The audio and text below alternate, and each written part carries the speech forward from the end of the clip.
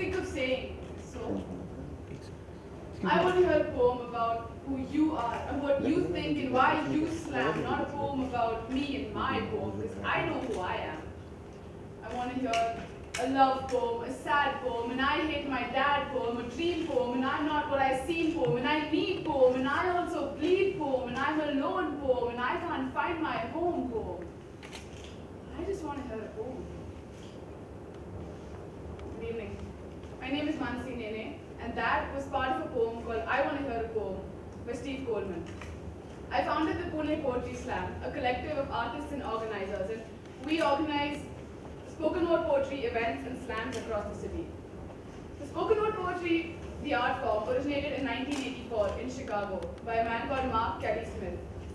He realized that poetry at that time and in that place was being monopolized by universities and textbooks and classrooms. And he didn't like that. He wanted to bring poetry out of there to libraries and theaters and concert venues and bars and subways, anywhere where people could listen to it and where they could feel it, where it wasn't just for someone with educational access.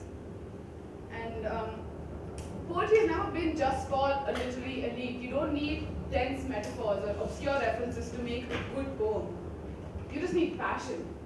And that's what we've tried to do with Pune Poetry Slam. So the first event was held in November 2014 at a restaurant called Malacca Spice. So an Oriental restaurant isn't where you expect to find poetry, and a clueless 17-year-old isn't the one you expect to be organizing it, but that's how it went. I'd been watching a lot of spoken word poetry videos on YouTube, and I realized there's no reason it couldn't work here. So there was no sponsors, no backing. I didn't even tell my parents until the last minute. But it was just Facebook, word of mouth. I happened to know seniors who were studying English, and they happened to have friends who were into poetry, and it grew that way. So after that, the community grew quite organically, and we started holding events in places as varied as Coco Berry, which is a frozen yogurt place, and One Lounge, which is known for its expensive drinks and psytrance, and Kala Chaya, which is a dance studio and an art gallery and a music room, and Pug Dundee, which is a books and chai cafe inside a mall. And because we went to so many different places, we got in touch with a lot of different people, and we realized that everyone has a unique story and a way of telling it. And some people just need a platform. You know, all of us know these closet poets who have beautiful things going on in their mind, but are just too scared to bring it out to the public. So as a community, we began performing for each other. With that, started having a bigger impact on the society around us. So for most spoken word poets, there are 2 points of entrance: the page and the stage. Personally, I was always a reader. I was one of the quiet, nerdy ones, always reading. But I fell in love with the immediacy of spoken word poetry. It's someone standing right there, looking you in the eye, telling you something that they think you need to know. Where a lot of other people were more comfortable on stage, but needed some more tweaking before their performances were meaningful to themselves or to their audiences. And spoken word poetry brings together the best of these kinds of people. You create a space here, and you let people in, and you make a sort of connection that only artists and performers can make, and it's magical. And after a point, it isn't even just about poetry or even art. Think about speeches like Gandhiji or Martin Luther King Jr., or even that scene from Chak De India, or the time your best friend gave you a pep talk before you did something that really, really meant something to you. The pen is mightier than the sword, but the mic is mightier than both. And spoken word poetry is definitely showing that. Poets like Lemon Anderson and Saul Williams have been taking spoken word poetry to areas that are economically, socially weaker, where people don't have the platform and can't realize their voices and their stories. Spoken word poetry has been taken to prisons to help the inmates get back to education and rehabilitation, to get back some control over their lives. And spoken word poetry is a place for the voiceless. Queer voices are as loud as straight voices. Black and brown and rainbow voices are as loud as white voices. And it doesn't matter what your gender is. For those 4 minutes that you're standing up there, people are listening to you. Your voice matters, and your story matters, and you learn how to make the best of it. And it's a to be on the Indian scene right now. Recently, a poem went viral. It's called Of Marriageable Age by a poem called Priyam Redikana.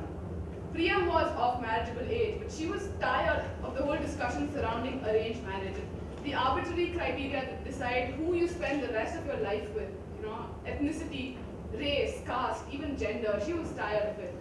So she wrote a poem. An organization called the Airplane Poetry Movement filmed it, put it online, and suddenly, like that, Priyam was speaking to people across the country, even across the world. That meant something.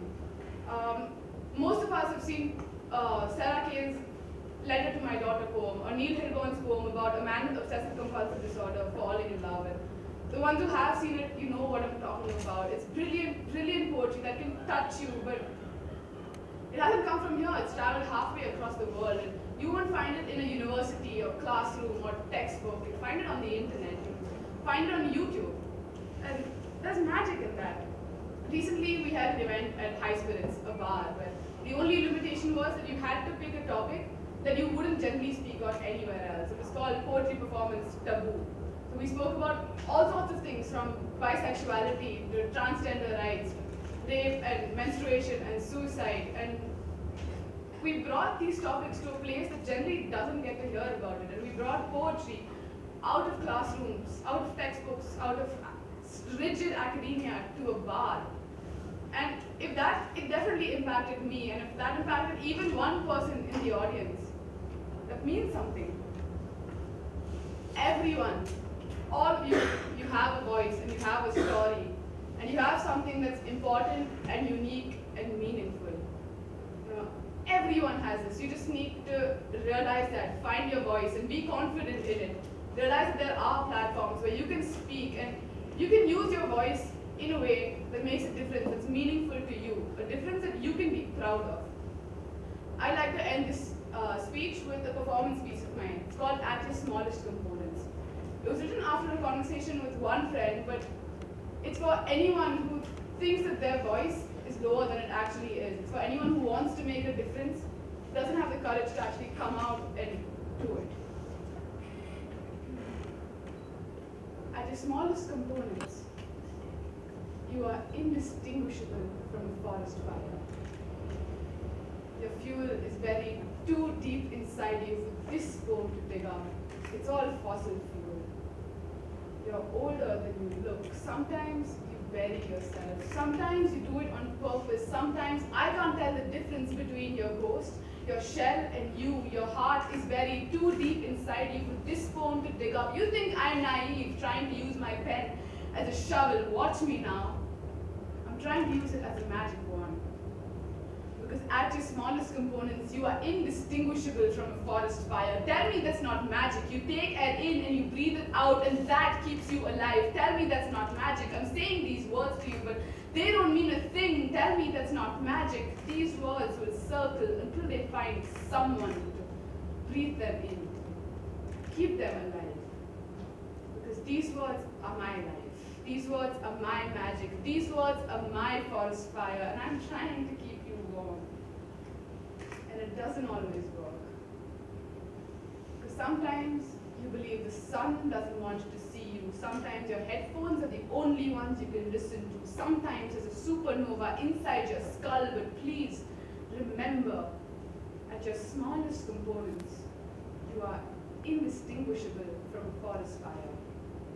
And forest fires are like stars, and stars are like sparks, and sparks are like magic, and you are like magic. Your letter from Hogwarts wasn't lost in the mail. You simply practiced your cursive over and over it until it became meaningless. If I know these words are meaningless, but I'm going to say them to you anyway. It's a shot in the dark, but the smallest spark can start a forest fire, and you can burn a trail to the sky. I know you think you burned all your bridges, but burn me one more. It starts from your heart and burns all the way up to heaven. And this is a religion, and there is a heaven, and you'll only find it when you start looking, and you're a damn good explorer.